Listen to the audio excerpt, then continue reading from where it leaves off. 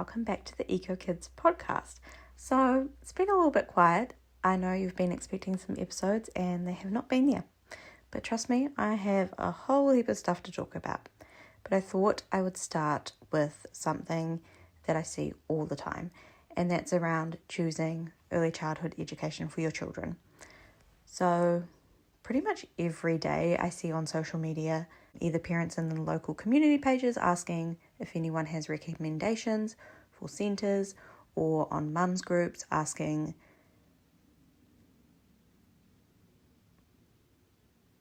what sort of things they can look out for in centres. Or I saw the other day someone asking if the amount of qualified teachers really matters, because they wanted to base their decision off of how many qualified teachers were at the centre. I also see a lot of questions just about general stuff that's kind of happening in the centre and people asking if it's normal or not. So I thought I would just chat a little bit about early childhood. Now, this is in a New Zealand context, but it can apply to anywhere around the world.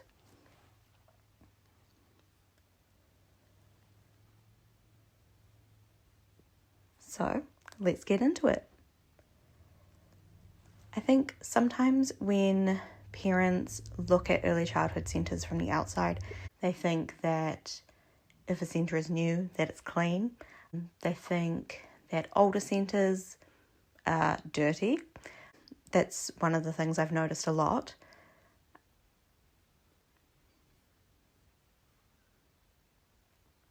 I also tend to notice that people are easily impressed by the perfectly set up shelves in rooms.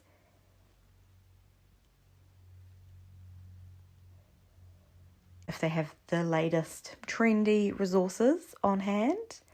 I've worked in centres before where teachers and managers know exactly the right thing to say, and then as soon as you leave, it's a whole different story. There are some incredible centres out there, but I also think it's good to be aware of some of the things that you don't see on the surface.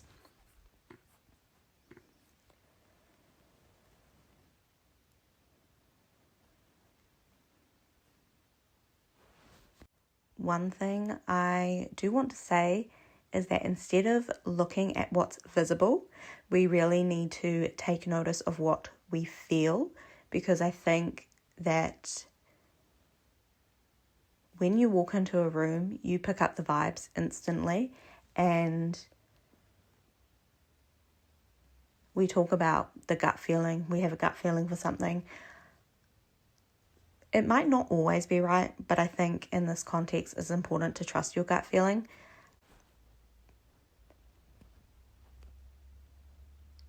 Because our bodies often pick up things that we don't get through words or through visuals.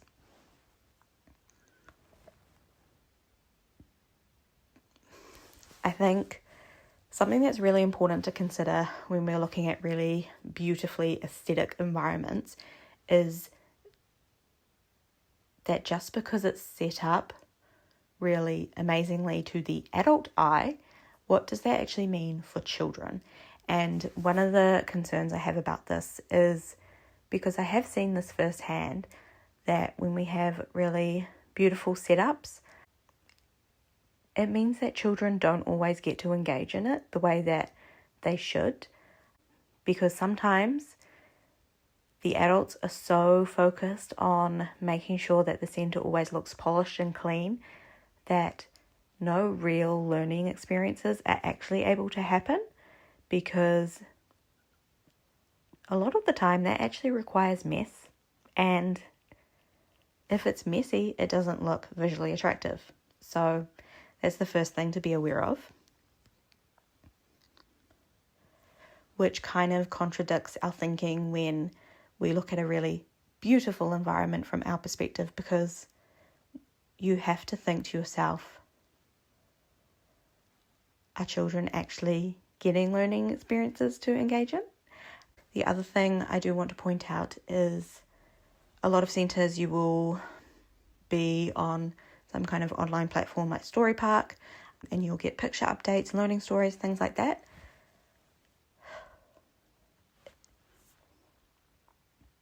And while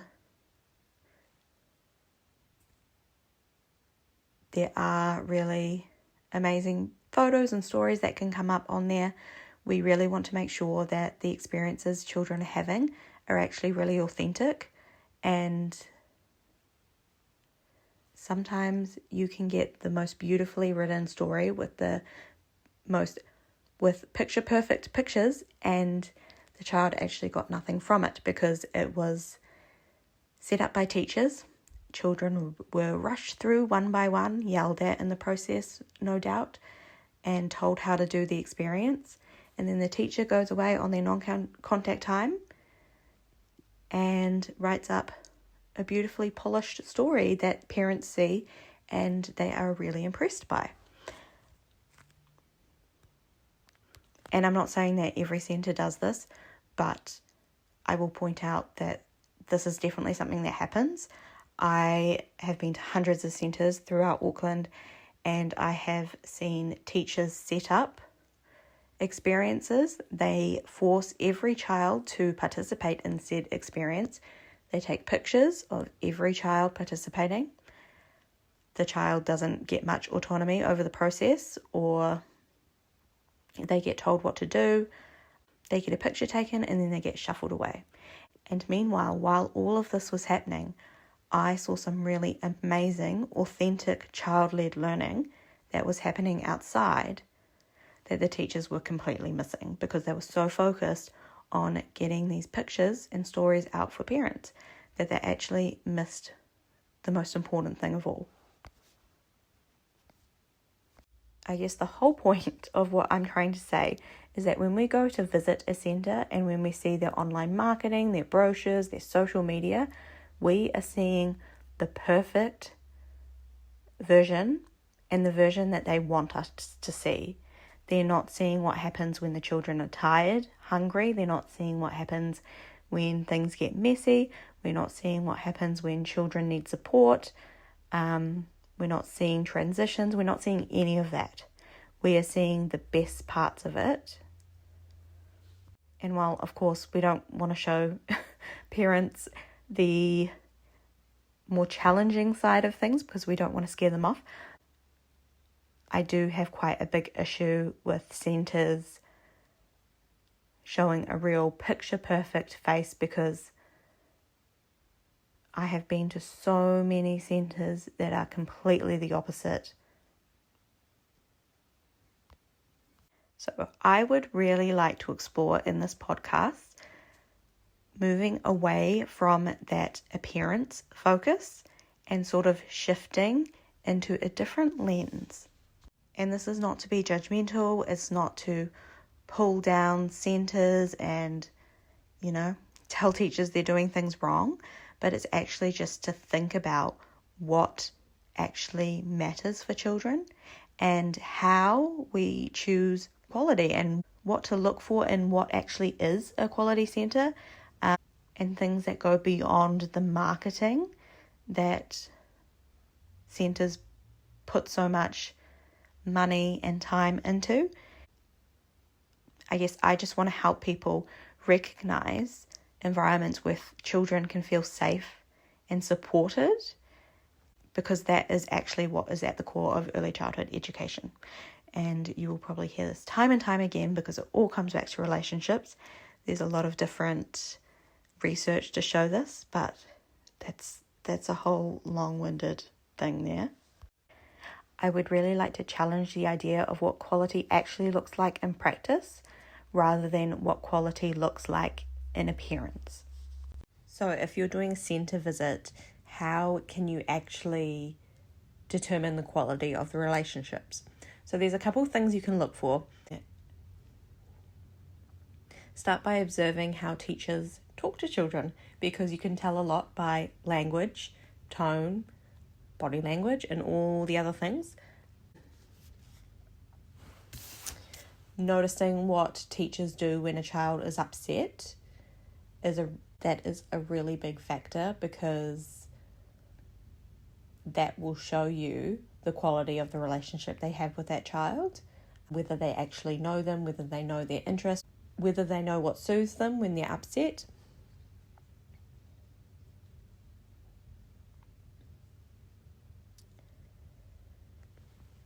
I think as adults, we're just so used to looking at what's actually right in front of us. We are very easily impressed by things like a texture.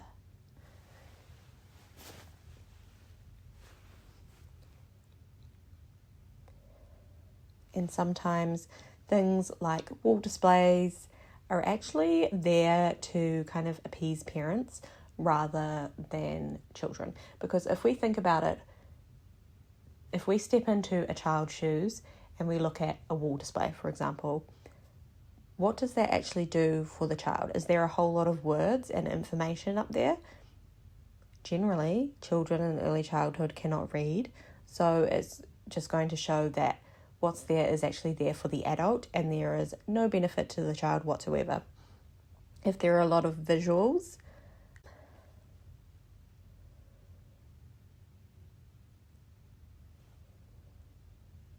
and I'm not saying that wall displays are bad, sometimes it's good to have wall displays to show parents what we're doing, but we do not need to overclutter the whole entire centre with it, and we definitely don't need amazing wall displays and perfectly written stories and amazing marketing brochures and websites to show the quality, because all of those things actually mean nothing. Quality is what happens inside the centre. Relationships are essentially the foundation of good quality early childhood education, because if children feel secure in their relationships, they then feel safe enough to actually go off and learn and explore. And there's a lot of research about brain development in terms of safety. There is way too much that I am not going to go into right now, but we can go into the brain development at a later date. I think one of the other things to notice when you are visiting a centre is looking at the teachers and seeing, do they seem really rushed? Do they seem stressed, anxious, angry? Just kind of looking at those kind of things, because they are a real telltale factor about what might actually be happening during the day. Another thing to look at is how long have the teachers been there? Is there a really high staff turnover? Because that can be a red flag. Or are there a lot of long-standing teachers, which is generally a good sign of quality, because teachers feel supported and appreciated and therefore stay in their workplaces for longer.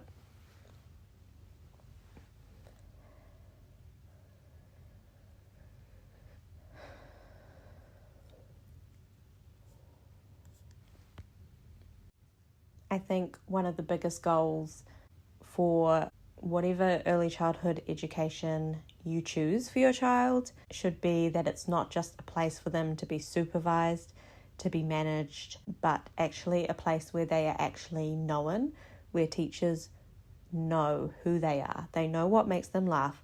They know when they're feeling overwhelmed. They know when they're struggling. They know how to support them when they're upset. All those things are the best quality indicators of early childhood education.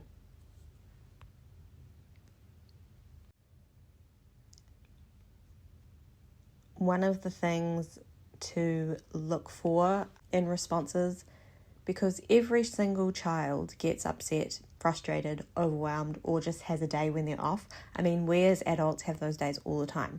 Children definitely have those days too. And the most interesting thing we can take from this is how the adults in the environment respond to that. Looking at things like, are the teachers getting down onto their level? Are they acknowledging their feelings? Are they providing comfort? Do they stay calm throughout the interaction? Or are they kind of rushing away from it, trying to move the child along from it really quickly instead of actually sitting in those moments? And that can really show us a lot about the emotional culture of the centre, which is another really important thing. I am very, very passionate about emotions and mental well-being, and there are so many instances where I have seen children's feelings just being brushed off, or an adult will say to them, "You're fine," when clearly they are not fine, otherwise they would not be having an emotional reaction. And think about it, if we as adults are having a really hard time, we're struggling with something, and someone just comes up to us and says, "No, you're fine, just get over it," how would you feel? And this is definitely not to say that there are perfect centres out there, because I don't think any centre is ever perfect, or any early childhood education service is perfect. I think every place has their challenges and there are always things to work on. But I just like people to watch out for places that seem really picture perfect on the outside. They might have the most beautifully written philosophy that really aligns with everything that you value. But in the moments when you are not there, is that philosophy actually being practiced?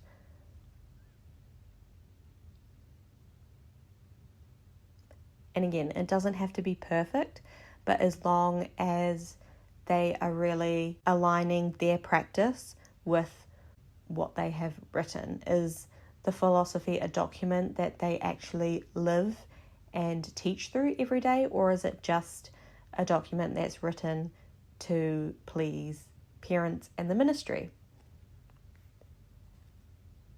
Now, I could probably ramble on with stories all day long, but I actually want to make this genuinely helpful for people who are out there. There is so much that I could say on this topic, but I don't want to ramble endlessly. And I will have a blog post about this on the blog at some point, where there will be some more concrete questions to ask and checklists as well, to make it a little bit easier if you are going through that process of trying to find an early childhood education service for your child. And I think it's important to note that it's not just centres and kindergartens that are out there. We have some amazing home-based educators here in New Zealand. I know other countries also do home-based education, although it does depend on financials, but you can get some amazing nannies, au pairs, and all those kinds of things. So it's not just centres and it's not just kindergartens. There are actually a lot of different options out there. And I think remembering that traditional early childhood education doesn't always work for every child, which is another thing I'm very, very passionate about as an ADHD teacher myself.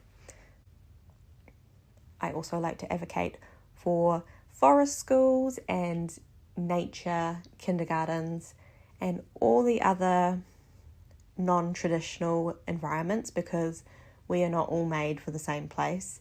And that's also a really good point when it comes to choosing early childhood education, is you can find a centre that is amazing. It aligns with all of your values, it's really high quality, and the practice actually reflects what you want for your child, but it just may not be right.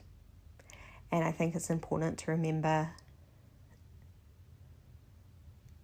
that there are these other options out there, and they exist for a reason, so we should use them.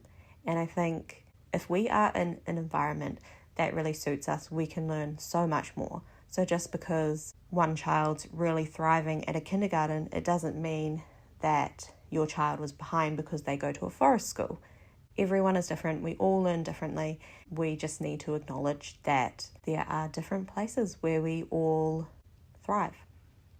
Aside from the blog post and checklist that I'm going to do, if anyone has any specific questions, I would love to hear your thoughts. You can reach out to me via Instagram, either through EcoKidsNZ or EcoKids Education. I am happy to answer questions privately, or I am happy to take podcast episode suggestions, because I have so many things rattling around in my brain and I just cannot pick one. There's just too much going on. So I would love to hear feedback from everyone. I'm also writing a book at the moment about this very topic. I have no idea when that is going to come. It will be independently published, so it's totally up to me. But if you enjoyed today's conversation, please follow the podcast.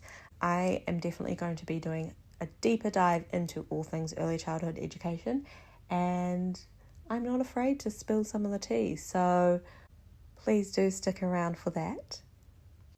And again, if there's a specific topic you want me to cover or any specific questions you would like answered, I would love to hear from you. But until next time, take care. As my therapist says, go well. And I will be back before you know it.